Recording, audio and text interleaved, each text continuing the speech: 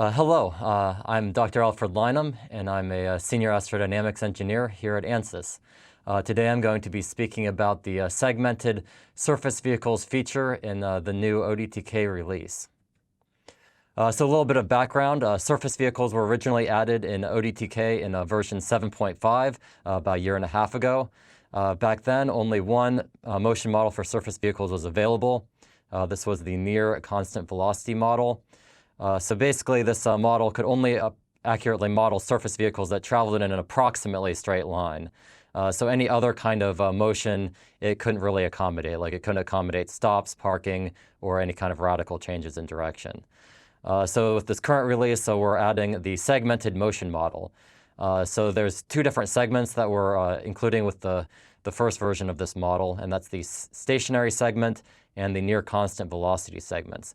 So the near constant velocity segments are about the same as the former model that we had in the previous release, except they change at a specific time. And then stationary segments basically model a stopping or a longer period of parking for a vehicle. So in ODTK, if you want to add a surface vehicle segment, first you double-click on the surface vehicle object in the ODTK object browser, and that will expose the properties of the surface vehicle object. And then once over here is the properties menu. If you want to modify the surface vehicle's motion model, you go down to this motion model segments attribute and you double click it. So this will allow you to add, remove, modify motion model segments for a surface vehicle. So if you click that, then it will open up this larger menu for the motion model segments. So basically, if you want to initialize a surface vehicle's route, first you're going to want to specify its initial position in epoch. So epoch is when the surface vehicle starts moving, and then its position is given here, and in terms of usually latitude, longitude, and altitude. And then you can also insert the initial uncertainty attributes for the surface vehicle down here in the main surface vehicle menu. But for anything involving velocity, you have to scroll over to the motion model segments menu. So you can see here, the first segment is called drive along 30-degree heading. So basically, this is a lunar rover that's moving along the moon at 8 meters per second at a 30-degree heading. It has a 0 vertical rate, so it's not actually going up in the air to model the fact that it's staying on the lunar surface. So in addition to the initial velocity, there's also some uncertainty attributes. The initial velocity uncertainty attributes basically indicate what the initial velocity uncertainty is for the beginning of the segment. And then there's a stochastic motion model attributes that basically tell you what the stochastic model is while the vehicle is moving, like how much it changes velocity while it's moving. And so those are the basic setup for a near constant velocity segment. Second type of segment is the stationary segment, and here we have one that's called wait 4 hours, and it's very simple. Basically, it has a stop time that's 4 hours after the stop time of the first segment, and it basically just models the vehicle just sitting there for 4 hours. Third segment is another near constant velocity segment. This time it's a drive along 300-degree heading, and that's essentially models a left turn, and it's also a 4-hour segment. It also goes the same speed. So that's how you would initialize the motion model for a lunar rover. So if you want to see a SDK visualization of the lunar far side rover, here we go. So the first 4 hours, this is obviously sped up considerably. It's just moving in a straight line at a 30-degree heading. So it's moving straight approximately. There's a slight deviation, but you can't really see it in this particular image.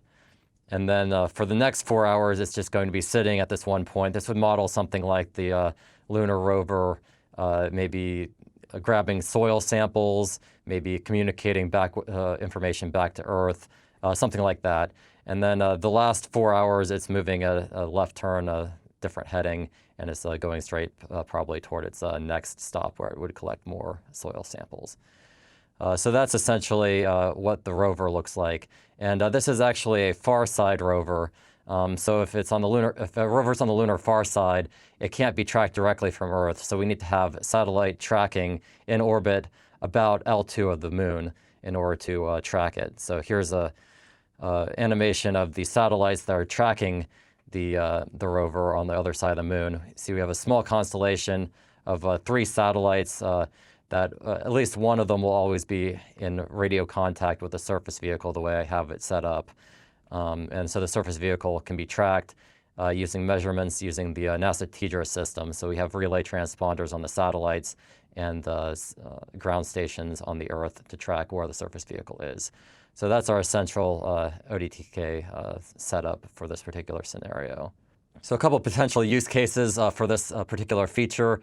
Ships is actually where the near constant velocity model came from, was from modeling ship movement.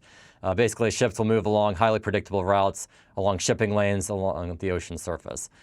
So that's pretty good for this to track. So it would basically track a near constant velocity segment for one route, and then anytime you change its direction or stop at a port, it would be a stationary segment there. Ground vehicle, similar, a car or a truck would move along roads with the stops and turns that would be at least relatively predictable. Planetary rover, as I was showing with the Lunar Rover, could move along the surface of a planetary body, stop to collect soil samples, and then move to the next location. And then even though it's not technically a surface vehicle, this functionality can also be used for unmanned aerial vehicle drones. So you can model flying upward during launch, flying forward toward a target area. The loiter to acquire video of a target area could actually be modeled using a stationary segment, even though it's not technically completely stationary. It's still pretty good as far as that's concerned. And then you can model flying back toward the base and then flying downward during landing.